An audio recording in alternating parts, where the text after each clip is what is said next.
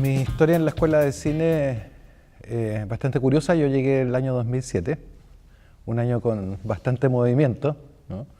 De hecho, recuerdo que terminé en enero las clases en esa época, algo que nunca me había pasado, ¿no? Yo antes había estado en varias instituciones, ¿no? En ese tiempo incluso estaba en paralelo, no sé, en la Chile, en la Católica. Y claro, llegar a Valparaíso fue un poco una parte de azar, digamos. Yo recuerdo que me encontré con el director de esa época, Sergio Navarro, en unas reuniones, unos encuentros de la industria audiovisual, donde había una parte académica, y ahí nos conocimos, comenzamos a conversar y vimos algunos intereses en común y me llamaron para hacer clases en un programa especial de titulación. Y en el segundo semestre ingresar a hacer clases en el pregrado. Ese mismo año coincidió con la liberación de una casa de mi familia en Valparaíso, y además coincidió con mis intenciones absolutas de huir de Santiago. Entonces decidí trasladarme acá, establecerme en Valparaíso. Tenía las clases en la universidad y además tenía un par de clases en Santiago, de manera que viajaba. Poco a poco eso fue desapareciendo.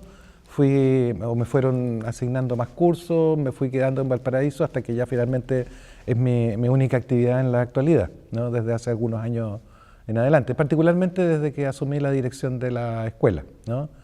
Que fue un periodo como el que le toca a casi cualquier director, ¿no? Yo había sido director antes, pero en instituciones privadas, que funcionan de una manera radicalmente distinta, ¿no? Los directores tienen mucho más autonomía desde cierta perspectiva. Y aquí, claro, me encontré con primero una universidad, que es muy distinto de un instituto, por ejemplo, ¿no? Que es mucho más grande, es mucho más complejo, tiene muchísimas aristas, ¿no? Pero yo creo que logré moverme entre todas esas aristas. Tenía de dulce y a gras, como dicen, ¿no? Sus partes entretenidas, que es llevar adelante un proyecto, de irlo afinando, ¿no? Sobre todo en una escuela que era relativamente nueva, había partido del 2003, yo asumí el 2012, por lo tanto todavía no llegaba, o sea, había cumplido recién 10 años, lo que es bastante nuevo para una escuela de cualquier tipo. Pero ya tenía un proyecto que tenía un camino que se estaba asentando, y además coincidió mi dirección con el cambio curricular. O sea, era el primer gran cambio que había en la escuela, con cambios significativos como la desaparición de las especialidades y la generación de un plan común para todos los estudiantes. Es decir, que no tenían que especializarse en un área, sino que todos pasaban por todas las áreas. Ese fue el trabajo que duró como 4 años, desde más o menos desde la época en que yo entré, ¿no? En que comenzó a conversarse sobre mejorar ese asunto. Yo creo que esa fue la parte más entretenida de mi paso previo a la dirección, o sea, trabajar en reformular la malla, en comenzar a pensar por qué cambiar las cosas, qué cosas faltaban, qué cosas sobraban, o cómo enfrentar también metodológicamente este asunto. Yo creo que uno de los grandes desafíos de cualquier director de una carrera artística es el aspecto metodológico, porque no funciona igual que otras carreras, no sé, como las ingenierías, como las leyes o cosas de ese tipo, que no solamente están asentadas por mucho tiempo, sino que tienen metodologías tradicionales muy precisas, ¿no? Y el tipo de transmisión de conocimiento es muy distinta, ¿no? En el caso del cine se da mucho más un tipo de relación maestro-discípulo de alguna manera, ¿no? Aunque no exactamente de la misma manera como se daba antes, porque también las generaciones cambian y el tipo de relación que mantienen con sus profesores o sus maestros también son distintas. Pero esa dinámica es súper entretenida, es súper motivante, pero también trae sus dificultades, ¿no? Como todo trabajo de estas características.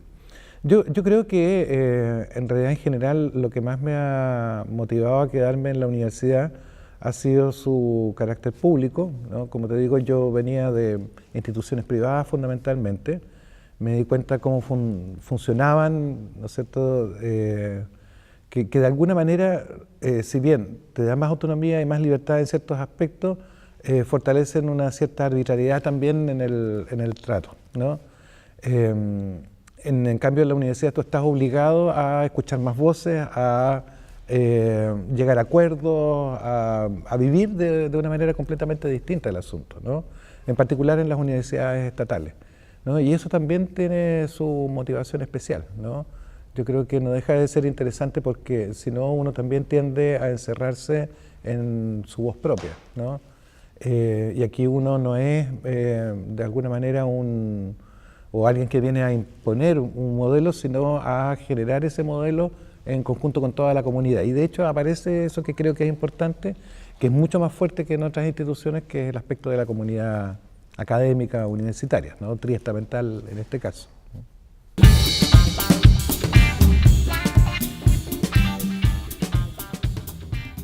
El lenguaje del cómic es un aspecto que yo trabajé mucho más fuertemente durante los años 90 y primera década del 2000, ¿no?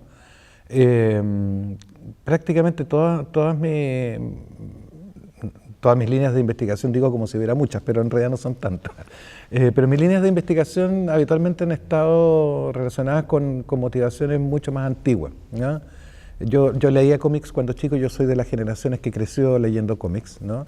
Y también soy de las generaciones que vio cómo eso desaparecía de un día para otro en el país, ¿no? Después del 73, casi todas las revistas chilenas cerraron, dejó de haber importaciones de cómics, y no sé, el año 77 desapareció la última, que fue el Dr. Morty, y lo único que continuó fue Condorito, ¿no? Ese era el panorama del cómic en Chile hasta los 80.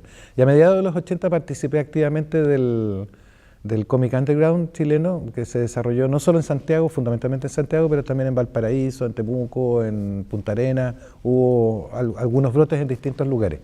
Y fue interesante porque fue redescubrirlo desde una perspectiva más adulta. Y eso me motivó a comenzar a pensar también qué es lo que estaba haciendo, ¿no? Es algo que en otros sentidos me llevó a la literatura también, ¿no es cierto? Porque había pasado un tiempo también en el mundo de la poesía, ¿no? Es un poco lo que me motivó también a estudiar cine finalmente, porque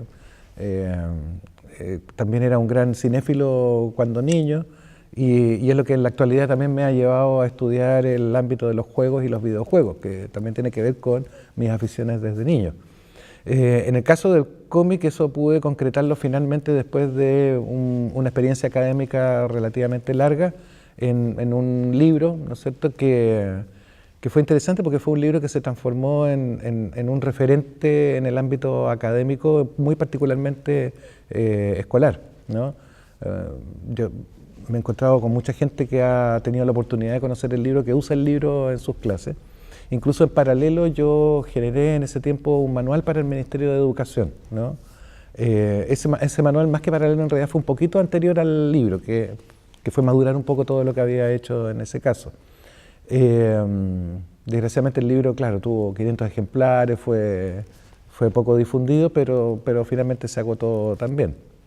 Y ahora tratando de hacer algunos esfuerzos por reeditarlo y reverlo, ¿no? Desde el año pasado hay un editor que está interesado en eso y me ha obligado a volver sobre algunos temas que tengo que repensarlos a la luz de, no sé, 15 años desde que se editó la primera edición, y ha pasado muchas cosas en Chile, como un resurgimiento del cómic bajo un formato muy específico, que es el de la novela gráfica, ¿no? Que es muy distinto a la época en que yo estaba, en donde todos intentaban hacer revistas tipo magazine, ¿no?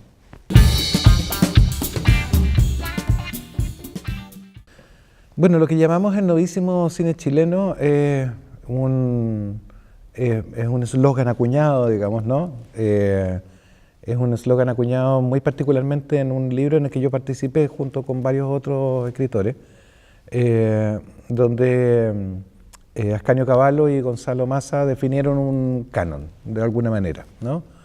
Y en ese canon ingresaron todos los directores que se iniciaron a inicios de los años 2000, 2003, 2004, más o menos en la fecha.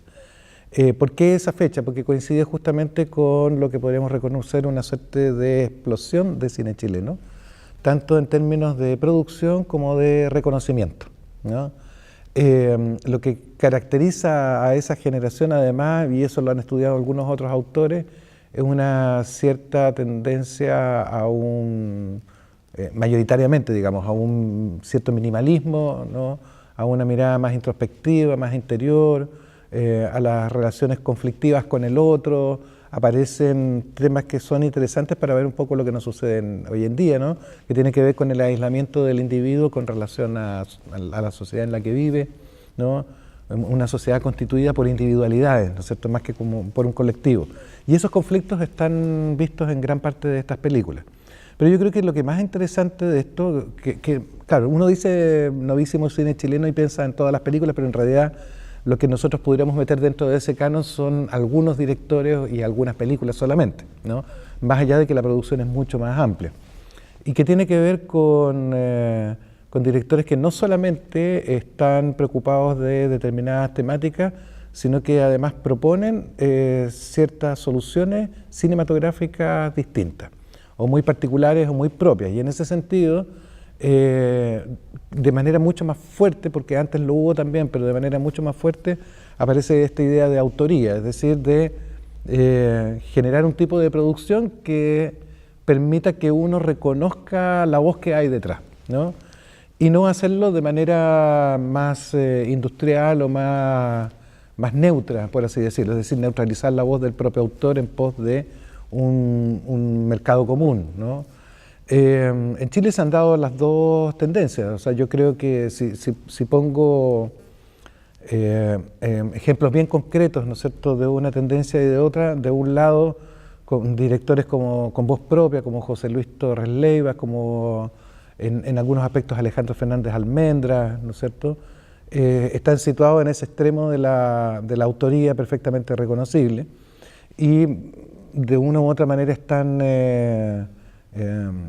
reconocidos por el tipo de premios que les otorgan, ¿no? Que sacan premios en festivales como Berlín, como, qué sé yo, Rotterdam particularmente, y muchos otros festivales más chicos y especializados, ¿no? Y del otro lado vemos otra tendencia, que es aquella que impulsa la creación de un tipo de cine de carácter más industrial, que no deja de tener ciertos rasgos autorales, pero está mucho más matizado con relación a la necesidad de hacer un cine masivo, por así decirlo, ¿no? Y ahí podemos tener, no sé, a Lelio, por ejemplo, ¿no? Que claro, apunta, o a La Raíz, que apuntan más bien a la obtención de un reconocimiento dentro de la gran industria mundial, que afianzar o afirmar un tipo de discurso personal, que surge de todas maneras porque igual hay individuos ahí detrás, pero está mucho más oculto, ¿no? Entonces esa dicotomía nosotros la tratamos de discutir, de trabajar y de problematizar en la escuela. Nosotros tenemos de todas maneras una opción más por la voz propia, eso nos caracteriza, digamos, como escuela, es el buscar o encontrar, ¿no es cierto?, indagar. Bueno, solamente podemos asegurar ayudar a buscarlo, no podemos asegurar encontrarlo, digamos, ¿no? Y de hecho eso es algo que se encuentra mucho tiempo después de que uno termina de estudiar, ¿no? Claro, eventualmente hay alumnos que tienen más desarrollado esto que otros, pero es un camino bastante largo y es el camino que cualquier arte tiene, de alguna manera.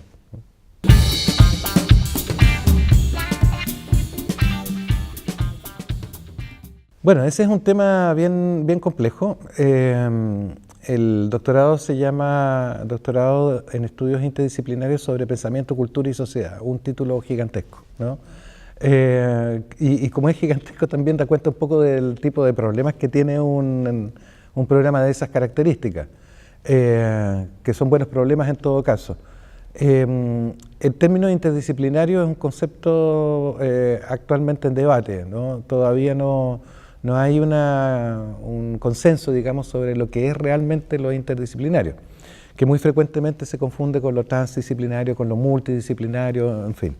Y por lo tanto es algo que, y eso es una de las cosas ricas del programa, se discute siempre dentro del programa, ¿no? Y no ha sido fácil de llevar adelante como programa, es bastante joven, yo soy de la primera generación, de la primera cohorte, digamos, y estamos en el cuarto año, es decir, este es el primer año donde van a comenzar a egresar los primeros doctores de ese programa.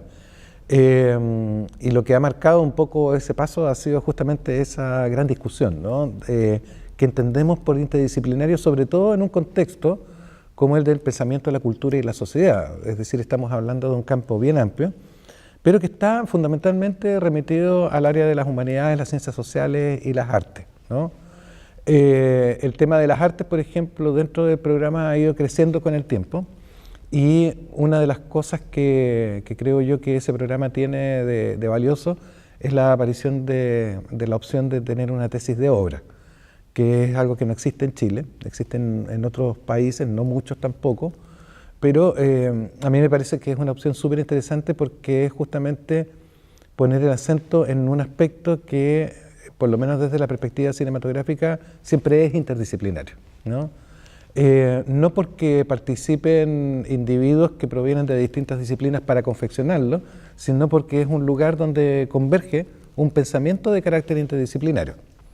A mí me ha sido relativamente más fácil justamente por eso, ¿no?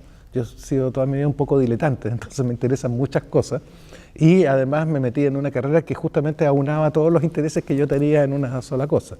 Entonces me ha resultado relativamente, no fácil, pero menos difícil meterme en esas lógicas de diálogos entre disciplinas.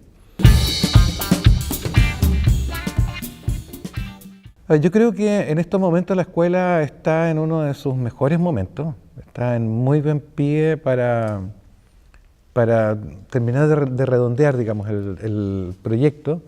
Hemos hecho algunos cambios después de la última innovación curricular, tanto en algunos aspectos de contenido, que no son los más, pero sí sobre todo en aspectos metodológicos, saber cómo abordar ciertas cuestiones, cómo lograr engranar el conjunto de la malla curricular, ¿no? Que los ramos no funcionen de manera completamente independiente, y hemos logrado ir estableciendo esas conexiones que no son fáciles de hacer. Estamos también empezando un nuevo periodo de innovación, ¿no es cierto? Tenemos que de alguna manera tener un resultado de aquí a 2 años más, y lo estamos haciendo además en un contexto muy relajado porque nos dieron 6 años de acreditación, ¿no? Lo que es un voto de confianza de alguna manera, y que eventualmente podría haber sido más si no hubiera sido la primera vez que postulamos. Por lo tanto, estamos muy contentos con eso, porque fuimos muy sinceros respecto de lo que hacíamos. No quisimos, como se dice, pintar el mono, ¿no? No tratamos de vender una escuela que no era la nuestra. Reconociendo todos los problemas que nosotros teníamos, apuntamos fundamentalmente a cuál es el tipo de modelo de cine que nosotros queremos promover, que es distinto de otras escuelas, que como te decía, apunta más a lo autoral, a lo independiente, al uso de pocos recursos, a ser más creativo en ese sentido, y de una u otra manera a tener un discurso tanto sobre lo que tú estás diciendo como sobre el modo en cómo lo estás diciendo. Y eso a la comisión evaluadora los convenció, o sea, les pareció que estaba muy bien. Había gente que venía de distintos medios también, no había uno solo que venía del campo, y estaban todos muy de acuerdo con nuestro modelo. Recuerdo que el informe de salida fue tan entusiasta que estábamos todos perplejos, ¿no? Entonces ese es un signo solamente, digamos, no es lo único que nos permite seguir adelante, pero es un buen signo en respecto de que podemos lograr instalar ese discurso en el medio. Una cosa es que nosotros estemos convencidos de lo que hacemos y que nadie quiera reconocer lo que hacemos, y otra cosa es que sí se reconozca. En el propio proceso de autoevaluación nos permitió darnos cuenta de cosas que para nosotros mismos estaban invisibilizadas, como la cantidad de producciones que hacen nuestros estudiantes cuando salen después de la escuela, ¿no? La cantidad de fondos que ganan, ¿no? Que era justamente una de nuestras debilidades, o sea, esa conexión o ese seguimiento, digamos, que es algo muy común a muchas escuelas, pero nos dimos cuenta ahí de que efectivamente había que poner más atención a eso para poder establecer o reforzar los círculos que se generan después, ¿no? Muy particularmente con los exalumnos, porque de alguna u otra manera ellos son los que conforman las nuevas redes para este tipo de cine que queremos promover de alguna manera. A ver, yo creo que una de las cosas que a mí más me atrae de la escuela es el lugar que tiene el cine experimental, ¿no? No conozco otras escuelas, llevo 30 años haciendo clases, ya voy para los 31. He pasado, yo creo que por 13 o 14 instituciones haciendo clases, conozco, digamos, sus proyectos, sus modelos, y no conozco ninguno como este donde el cine experimental tenga un lugar tan prominente. El Instituto Arcos lo tenía en algún momento en los años 90, eso se fue matizando y debilitando con el tiempo y eventualmente no solamente ahí, sino en otras escuelas se hacen seminarios o cosas de ese tipo, pero aquí tiene un lugar central. Tenemos un taller experimental, hemos reformulado parte de la línea teórica de la malla para que las historias del cine coincidan también con los formatos, de manera que también hay desde la teoría un fuerte énfasis en el ámbito experimental. Los talleres posteriores ponen mucho énfasis en eso. Eso estuvo un poco desde el principio, incluso estuvo declarado, pero no estaba todavía bien resuelto, digamos. Y a mí me interesa porque yo también hago cine experimental y mi experiencia más satisfactorias en el ámbito artístico están en ese campo, y creo que eso es una ventaja al momento de poder transmitírselo a los estudiantes, ¿no?